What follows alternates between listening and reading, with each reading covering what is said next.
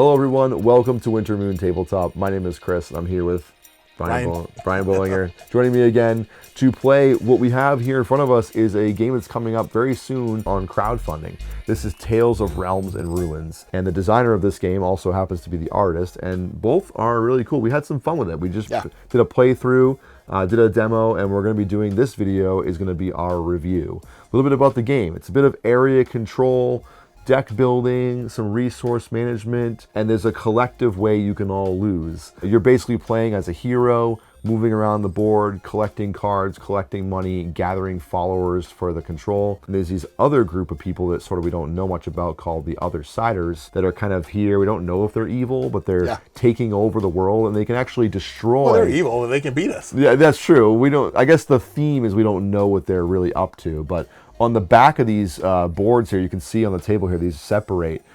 They actually can destroy the world, and it will flip over, and it becomes like a decayed part of the world. So it adds some different gameplay and some different actions.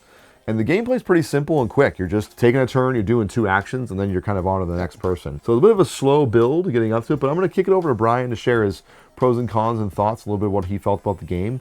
And then I'll kind of finish up things, and we'll let you know what we think. I liked a lot about the game. I like the artwork. I like that there are different areas of the board for area control, so it's not just like you're either winning everything or you're not winning anything at all. The little, I don't know, I call them like non-player characters trying to invade the game. You're encouraged to put these guys on the board by you get money. Right. So I have a card that lets me place one of these Othersiders on the board, and I get paid, but if I do that on my first turn, it automatically flips that section to the bad side. You just got one. So I don't want to start the game by doing that. One Othersider just destroys the entire city. It is interesting how it gives that choice to the player and not to some AI mechanic where it's just laying them. I thought it was going to be kind of pandemic-like where it's just things are appearing, but you have to place them and you have to sometimes decide where they go. Yes. When we played, I like that there's 3 different ways the game can end by emptying cards from each area of the world.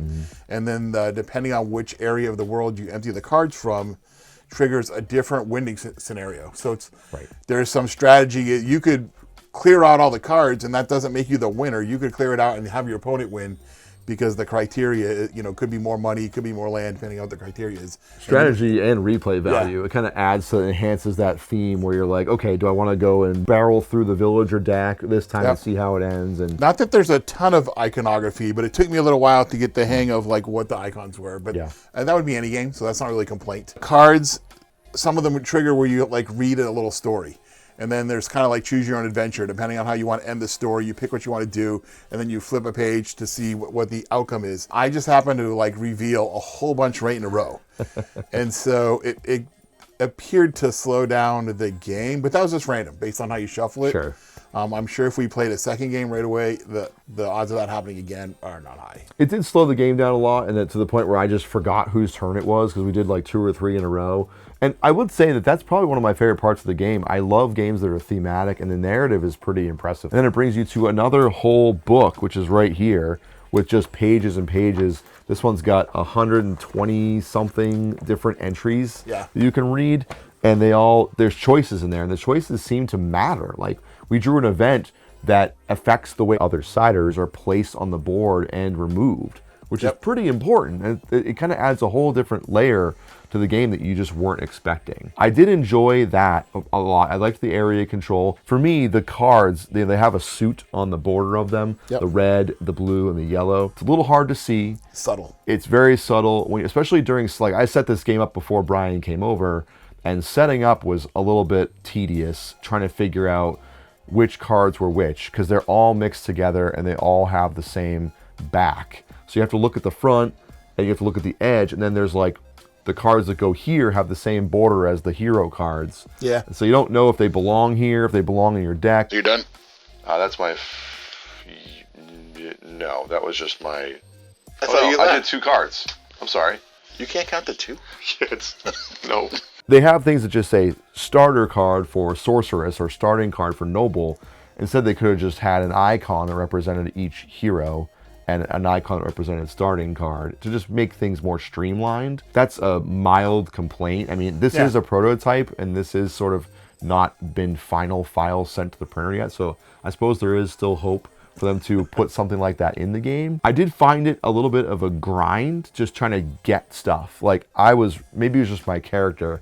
Maybe Brian's just more efficient than me. But trying to get gold, trying to get cards, I found was a little bit slow. Maybe I was just not very good. I didn't have a lot of followers on the board, but I got myself in a position where I was able to get golden cards pretty quickly. Yeah. But that's the trade-off, True. I didn't have the area control you had. And it is nice that you have that choice. There's a lot of choice in this game. It's sort of deceptively strategic, where you have your unique character tree that you can level up, and these followers that go on your tree are not ever able to be retrieved and put onto the board. They're stuck there. And so you can choose to, go all in on the area control, or kind of like play more, I guess, defensively and build your character up. And we kind of had a good balance of both. I didn't go too far in the skill tree, but I was about to. And they are unique. So again, that adds that whole replay value idea. It's not a hard game. It's not hard at all. I think the setup and trying to just figure out what you're supposed to do, some things are a little unclear. We were going back to the rule book a few times. Do you have the rule book? The rule book? No. Where is it? It's in the box. We're both pretty well-seasoned gamers. It took us a few minutes to figure out exactly what to do. I think if you played this through 2 or 3 times, you wouldn't need the rules anymore. Yeah, for sure. It's not that sophisticated. I generally will rate games on a scale of 1 to 10, including mechanics, fun factor, art, design, sort of overall presentation. I think for me, I'm going to give Tales of Realms and Ruins a 7.5 out of 10. I mean, I really liked it. I'd give it at least an 8. So we're pretty close. Yeah, I'm really amazed that it's not common for artists and the rule maker to be the same person. And so for that to be both, I'm impressed. Thank you for this review copy. We really appreciate it. This is a prototype again, so if you're looking at the visuals, they are subject to change. Tales of Realms and Ruins should be coming to crowdfunding. I believe it's on GameFound. Thank you, Brian, for taking the time to play this with me. It was really a lot of fun. We had a good time with it. And I will be getting my own copy. There you go. So if you want to check out more on this channel, we're going to do a lot of content like this, sort of free form, conversational. We want to bring back the love of just talking about games. So if you like a little bit of what you see here, please consider subscribing to the channel and liking this video if you think we deserved it. It really helps us out a lot and motivates us to continue making videos like this. You can like it even if we don't deserve it. That's right. You can like it if we don't deserve it. If you thought this was horrible, give us a thumbs up anyway. YouTube doesn't show the thumbs down anymore. So they don't? No, but they don't anymore. Yeah, it's all positive now. So thanks so much for watching, and we will see you next time.